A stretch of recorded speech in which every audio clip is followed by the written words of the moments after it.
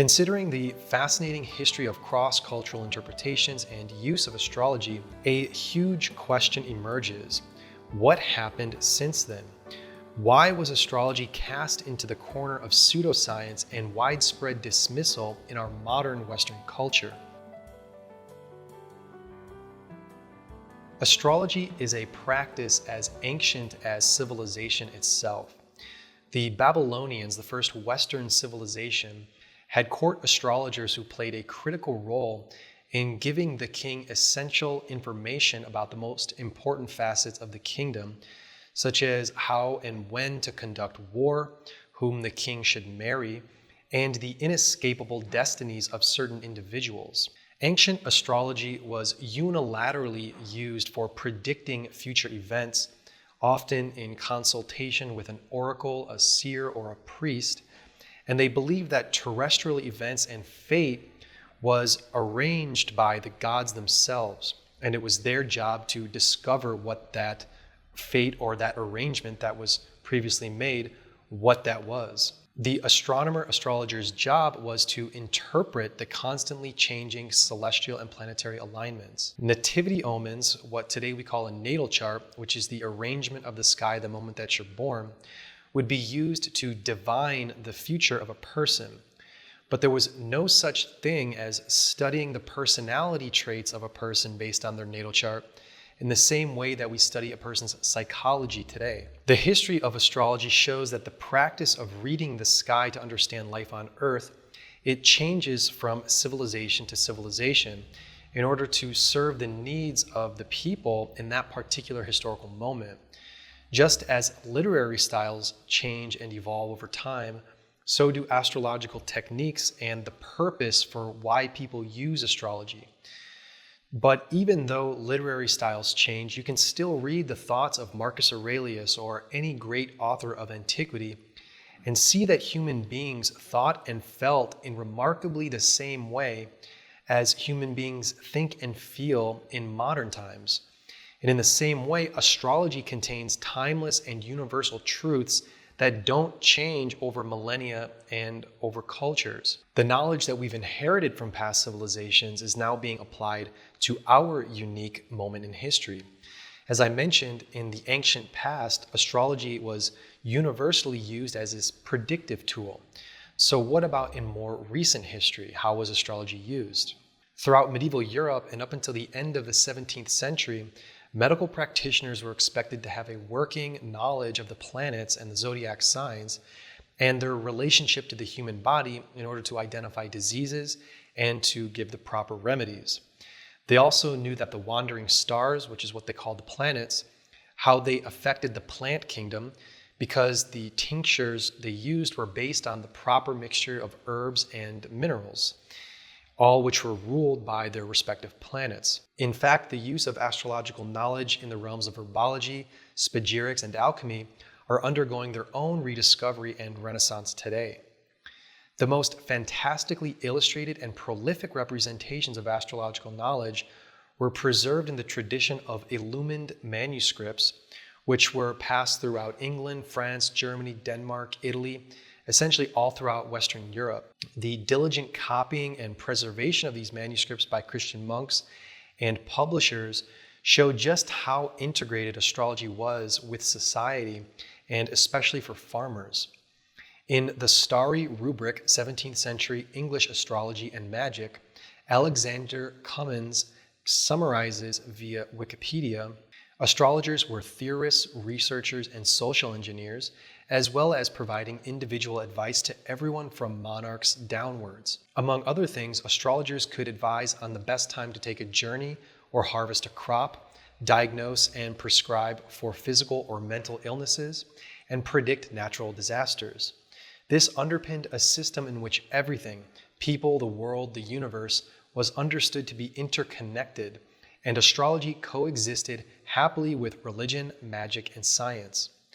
Astrology was flourishing in Europe from the turn of the millennia until the 1700s, greatly aided by the integration of the great Persian astrologers and the classical Hellenistic tradition.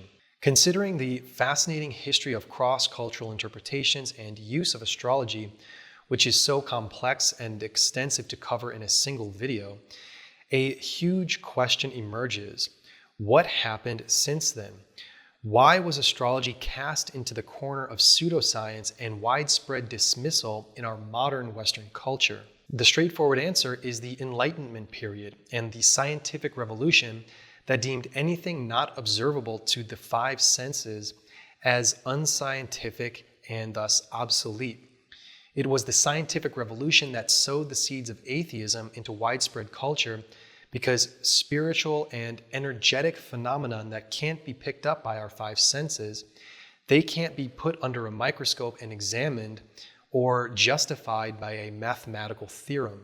But astrological knowledge never fully disappeared. It was essentially driven underground and preserved in mystery school traditions and secret societies, while scientism rose to higher and higher status in civilized intellectual discussion. In the late 1800s and early 1900s, mysticism and capital S spiritualism reemerged as a popular trend thanks to the likes of Madame Blavatsky, Aleister Crowley, and other influential figures educated in secret societies. At the dawn of the 20th century is when new life was breathed into astrology by people who sought to take astrological knowledge to new heights and give it the form that it takes today.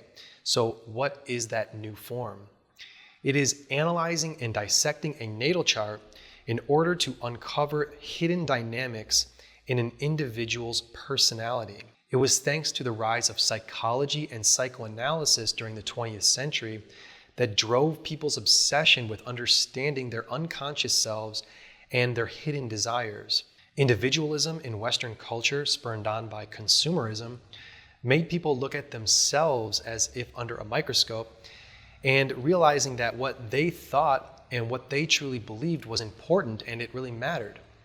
You may be a cog in the machine of an industrial economy, but you were you, somebody different, someone with unique tastes and habits. Adam Curtis rightfully called it the century of the self, and he shows in his classic documentary series how the quest to dissect the human psyche with scientific precision was used by corporations, politicians, and intelligence agencies as a means of manipulating and controlling their populations. How people think, why they behave in certain ways, their habits and desires, the very essence of what we call human nature, very quickly became the most valuable information to have in order to obtain power and to hold on to power.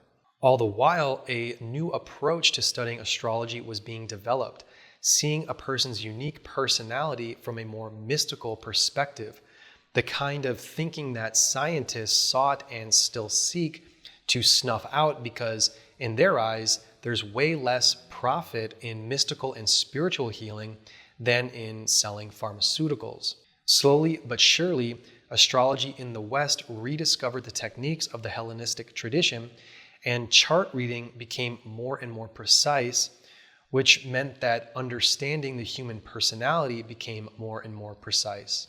Today, we're experiencing a true renaissance in astrological practice for a number of reasons.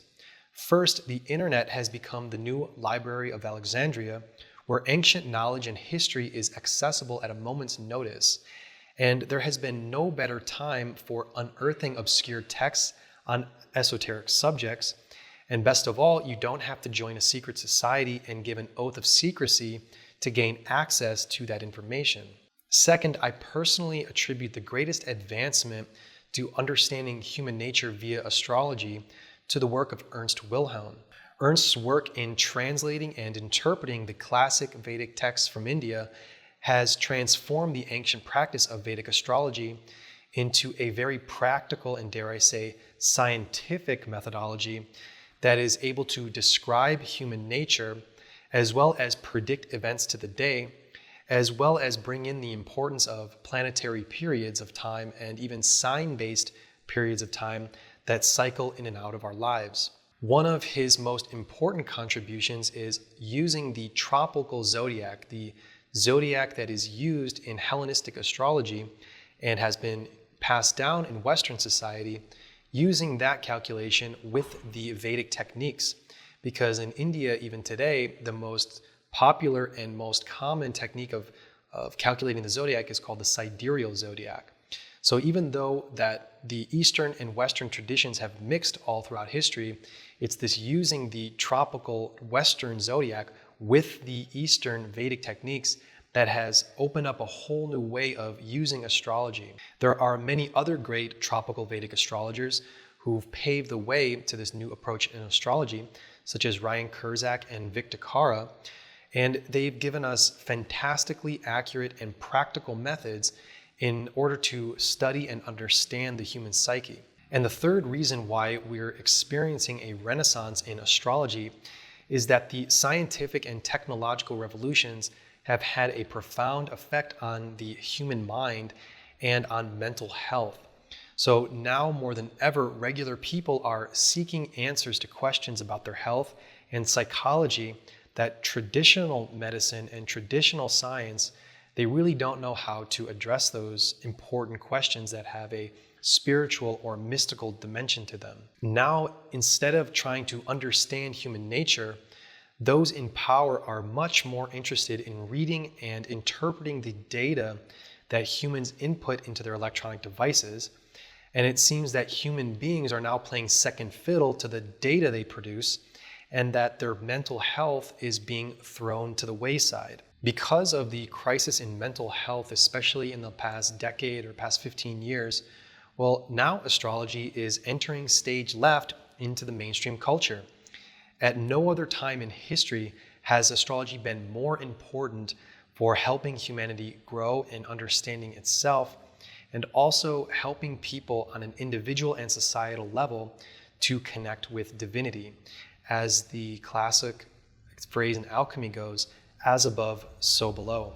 This channel is dedicated to this purpose, to explain how astrology works from a technical standpoint, to show how the planets are the fundamental forces that influence human nature and cultures at large, and also communicating the profoundly positive effects that a working understanding of astrology has on improving our mental health.